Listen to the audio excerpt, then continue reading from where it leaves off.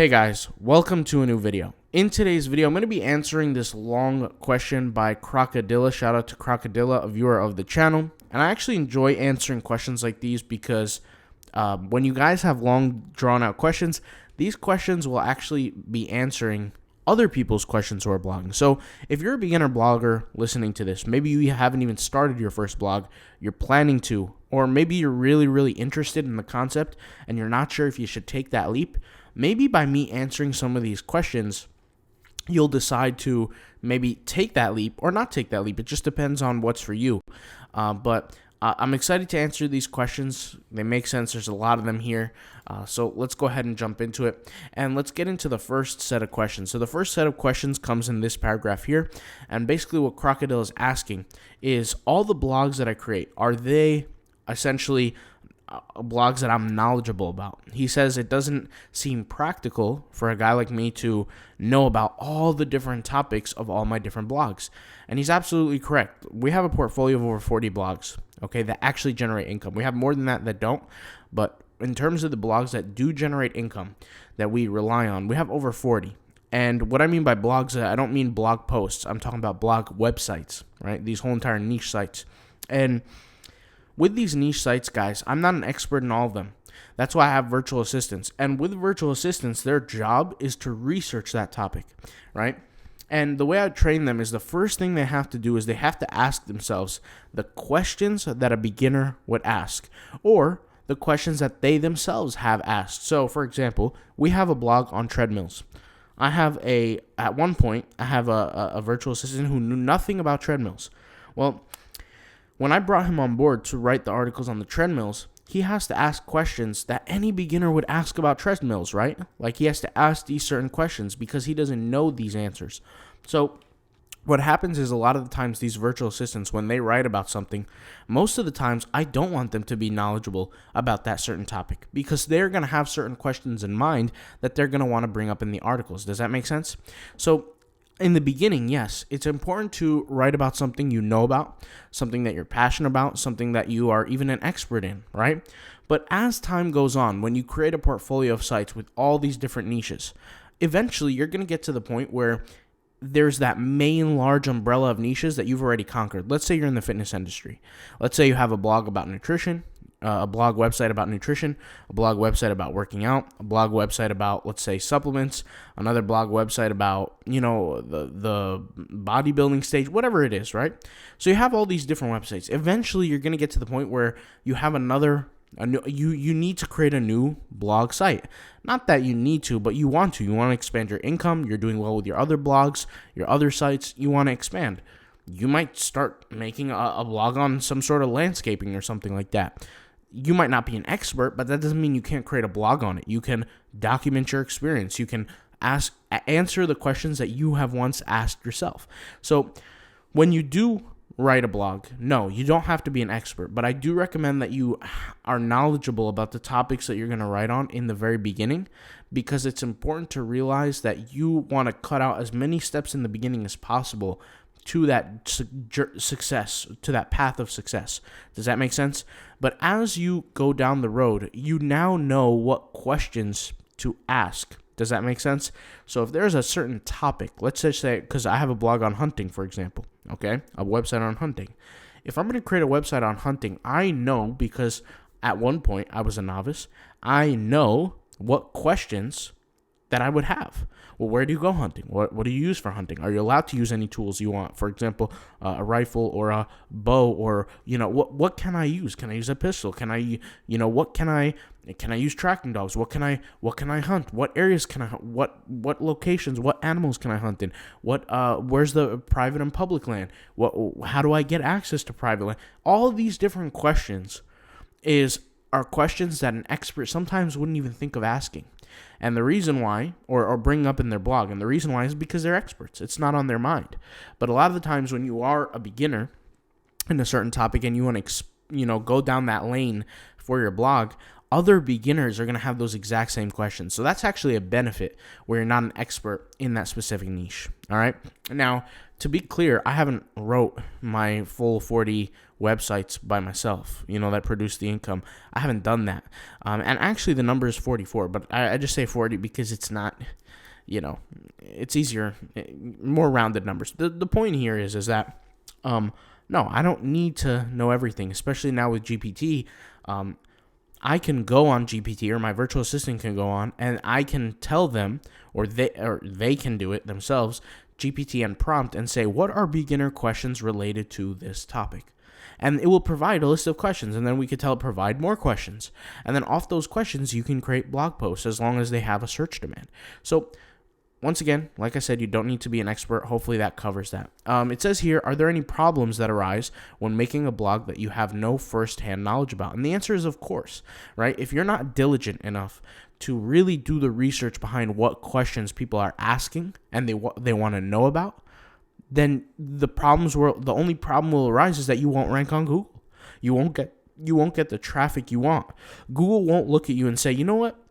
This is an authority on this blog post. This blog post, this topic, we award this website with that position. They're not going to do that. That's the problem that you're going to arise with. So when you write an article, you want to think of all the humanly possible questions somebody can ask around this topic. I'll give you guys a quick example. I have a website called howtoboosttestosterone.org. Okay, and by the way, peep the new design here that we've been working on. But anyways, regardless, if we go over here to our blog button and we go over here to our Trendblown Everything You Need to Know blog, okay, this blog, I thought to myself, what are the questions that people are going to want to ask when they search anything about Trendblown? So this article literally is titled Everything You Need to Know, right? So am I missing some details? Maybe, okay? It's most likely the fact that I'm probably not answering all the details that people want, but I did a pretty decent job. And to prove that, I think, I created the article. When did I actually create the article? Let's go ahead and see. The first publication date was 8/4, so April 4th, and today's May 13th. So we're looking at about a little bit over a month, okay? If I go ahead and do this, and I search for on Google, let's go ahead and search for everything you need to know about Trendblown. Okay, let's find out where my article shows up. And this is an article with low domain authority, okay, because it's, it's newer. I mean, that's natural. Let's go ahead and see where this pops up here. And let me go ahead and do a search. Boom, there's our website right here. So it effectively is in the position. Let's see here how many blogs are above it. 1, 2, 3, 4, 5, 6, 7, 8, 9, 10, 11, 12, 13, 14, 15, 16. So in a matter of a month, we have 17 total blogs above it. Okay, and this blog there's no domain authority. Now, just to show you guys something here, if I show you this, look at the blogs that are ranking above us. All right, let me actually show you this. Look at the websites that are ranking above us. Like, you have websites like Transparent Labs. Transparent Labs is a multi-million-dollar company. Okay, eventually, and this is what I'm trying to say is, for them to get ranked at this level, they have worked so hard to get to that point over years and years and years. And like I said, they're a multi-million-dollar company. I think they've made over like 40-something million one year. Transparent Labs. I think at their peak, actually, they made like 56.2 million, or I can't remember the exact numbers. I think they've actually been on the Inc. 500 list. But anyways, that's not the point. The point here is that look at the mammoths we're competing with, and yet we still get to a higher level. Okay, we're still, and this is rank 17 in a matter of a few days, in a month. Imagine after a year where we'll be. We could be in the top 10 easily. Okay, so the point here is that as our website grows, right, and we create content, we have to ask ourselves, how much of value can we provide the viewer by answering all their possible questions? And Google will take note of that, right? Google's really, really good at seeing how well you write an article and ranking it amongst the competitors. It could take a little while depending on the niche, right? But it doesn't matter. It's going to rank over time, which, by the way, is one of the most important things why I tell people, if you're going to commit to blogging, well, you got to really commit. You got to really, keep your hosting bills up, keep everything paid, keep everything taken care of, so you can keep doing well. All right. Let me see here. Yeah, and by the way, the first-hand knowledge is not an issue anymore. GPT can answer all the questions that a beginner might have. And especially if it's in certain niches, they're much easier than others. So keep that in mind as well. All right, it says here, could you make a short video for the course or the ebook, or explain here what specifically do you look for when you say to assess the competition? Yeah, man, just when you assess the competition, you got to go on Google and do research, right? You got to see what are other people doing. And when you say gaps in the market, yeah, you got to see what blogs could they have potentially added. And 9 times out of 10, if you go to that free blogging course, right, because you're so intricate with your niche, because you're so specific with the niche and the way I taught it, like I said in the course, you're going to answer questions and you're going to create content around topics that your competitors just aren't doing, right? Like, I'll give you an example. For this blog here, this blog, howtoboosttestosterone.org, we had a blog post about does onions improve testosterone, okay? And at that point in time, nobody had created a blog for it. Nobody, like not a single person on the internet. And I created the blog post, and it was getting traffic like almost immediately. And what happened was because other competitors saw that was a thing, then they started creating blog posts around that topic, right? But before then, that didn't exist. So my point here is, now if I had higher domain authority, I probably would have ranked higher. And once I go back and improve the article, I think I actually improved it. Let me go ahead and check here. That's why I updated it here. Yep, I improved it a little bit. And before, it was just like some crappy article that was like 2 paragraphs long. It was nothing. It was nothing good. The virtual assistant put it together. The point here is that after this article was written, right, it started getting traffic. Competition came in, they took over, etc. And there's a way to do that. But that just goes to show that there are certain topics that yet have still not been conquered per se, right? Because what happens is these blogs who are really, really, really, I guess you could say rich companies like Transparent Labs, and I'll just go ahead and click on their website, right? Multi-million-dollar companies, they can afford, right, to compete with you on certain things. And more importantly, when they see that there's an opening, they take it. They'll create blog posts around certain topics. But you as a more niche website, and like I said, I've shown how to do this within the course, so if you didn't take the course, go ahead and take it. With the niche that you're picking, right, that will help the creation of those certain topics. That will help the manifestation of those certain topics. Those topics are just going to come up naturally because how niche you are. All right. Let's see here. It says, fourthly, does any of what I just asked or the very concept of choosing a niche even really matter? And the answer is absolutely it matters. It matters. In the free course and in the ebook, you talked about how... All right, so first of all, let's be clear. The free course is this. The ebook is... The Art of Picking the Perfect Niche. Okay, so this is the ebook, right?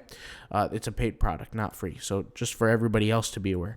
It says, does it even matter? In the free course and the ebook, you talk about how picking the right niche, ideally the long tail tip, is half the battle. Yes, it is. But then in this video, you literally say that the quality of the content is practically 99% of the battle. Yes, I want to make a difference here, guys. Okay. When you're creating content, that's not for your niche. That's for your overall blog authority. That's for Google to take into consideration the content. So what I mean by that is, and you got context is everything, right? So for this video, and I'm not going to click on it because it could potentially be a course video, but here, okay, it says here, the content is practically 99%. When I was referencing the content, that it is 99% of the battle to do the content properly and create the content well, right? That's going to cover a lot of the problems you're going to have in the future. And what do I mean by that? A lot of bloggers you'll hear say, well, backlinks, we got to go work on with backlinks. We have to go buy backlinks. We have to go do blog outreach so we can get backlinks. If you created your content properly, you wouldn't have to worry about backlinks. Does that make sense? Because what would happen is slowly and gradually you would rank on Google, and then other websites would rank to you. So you would acquire backlinks by default. Okay? That's what I mean when I say creating quality content is 99% of the battle. I can write the best article in the world, right? The best article in the world. But if I'm competing in a niche that is super, super, super competitive, right? I'm simply just not going to rank. Like, there's no other way around it. So, for example, let's use the keyword bodybuilding, okay? I will never be able to rank for the keyword bodybuilding. Never. Like just the keyword bodybuilding by itself on Google, I will not be able to rank as a website. And I don't say that out of fear or or hopelessness. I say that as just pure facts. Bodybuilding.com is a website that's been around for God knows how many years, maybe over 10 years. Oh, definitely over 10 years, but I don't know how many years over 10 years, maybe 15, 17 years, who knows. They have hundreds of blogs, maybe thousands of blogs, let me correct myself, thousands of blogs. They've established extreme domain authority. They make hundreds of millions a year in revenue. And I just won't be able to compete with that keyword, right? No matter how of an amazing blog post I create. Let's say I create a 9,000 word blog post. It's organized perfectly. It's done perfectly. Just off the keyword bodybuild, I'm simply not going to rank. Like, people are not going to see my content. I'm just not going to win. All right. But what happens is if I write the content properly and I have it in the right niche, now I can rank. Now people can see my content. Like, for example, there's no reason for my brand new website, howtoboosttestosterone.org, to get any traffic whatsoever based on the amount of content it has, based on how weak the content was, right? We had to do some improvements, but based on how weak the content was, how weak the design was, this is the new design, right? It didn't look like this before. It looked completely different. There's no reason for this blog to get traffic. The only reason it got traffic is because the niche that I selected. And this blog is really new. Like, the effort that was put into it is maybe like 2 months worth of effort, if that. Honestly, I'm exaggerating. Really, like a month worth of effort. And, these are things you have to deal with when you bring a new virtual assistant on board. But the point here is that yeah, we should have never got traffic based on the website that we are. But the determinant factor is the niche. And I actually want to explain something when you pick a niche. A niche is the boat that you're on. Sometimes you can be the best rower in the world, but if you're on a sinking ship, you're still going to die. I want you to understand that, and I'm going to repeat that. Sometimes you can be the best rower in the world, but if you're still on a sinking ship, you will die. And the reason that that's important and the reason that makes a difference in your business is because the niche controls everything. Everything. There are some bloggers out there who really don't have that much skill when it comes to blogging, but when they pick the right niche, okay, they make income. They generate income. Now, once again, this takes experience, but they will falsely think that they're good at what they do. But really, they just got lucky, picked the right niche, and that was one win. But there's other people who write blogs, amazing content, amazing, but they just simply can't rank because they're competing in niches that they're never going to be found in. Do you see what I'm saying here? So the niche makes a critical difference, And to give an example of this, imagine if I created a blog, a YouTube series, because YouTube is more practical because it's more visual. A lot of the times beginner bloggers can't really think from an SEO standpoint, but let's think of from a YouTube standpoint, right? Like, let's think of a video standpoint. If I am a gamer, okay, what would be more profitable for me? Should I go to a game that everybody's playing, like Fortnite, for example, to create my gaming videos, or should I go to a game that nobody's playing anymore? Like, nobody's searching for it, nothing. Like Jak 2 from the PlayStation 2? Well, the answer is Fortnite. That makes more financial sense because that's the niche, that's the category, that's the ship that you're on, right? Sometimes you don't have to be a good blogger or a great blogger. You don't have to be a great blogger. You do have to be good. But sometimes you don't have to be a great blogger to be on a ship that's going to make you profit. The niche is the ship that you're on. If your ship is sinking, your business will die no matter what. So niche is very, very crucial to understand. Very crucial. And then here it says, fifthly, do you think you could make a short video explain on how to start collaborating and connecting with other bloggers? Look, other bloggers will connect with you when you have some sort of kind of domain authority.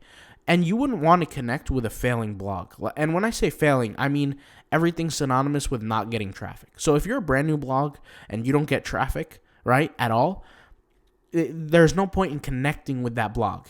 There's no point of getting backlinks with that blog.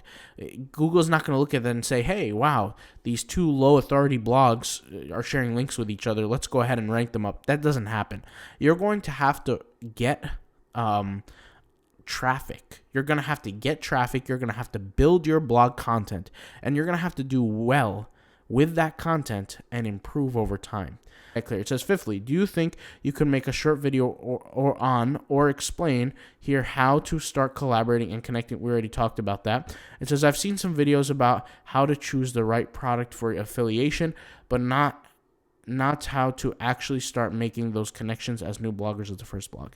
Yeah, so the connections are very clear, okay? What you're going to do is you're going to build a blog that other people are going to notice, especially your competitors, right? That might take a year. That might take 2 years. That might take 3 years. Who knows?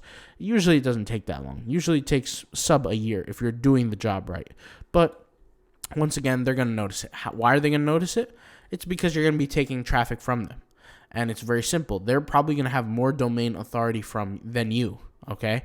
And that's when you're going to say, hey, let's collab. Let's do some sort of, linking, sharing strategy, or let's do a guest post for each other, or let's do something like that. And he said, do you have a Discord community? I don't run Discord. Everything is here on the YouTube comments. All right, guys? So hopefully this video helps out. Hopefully it answers some questions. Thank you for watching. I'll talk to you soon. Peace out. Bye.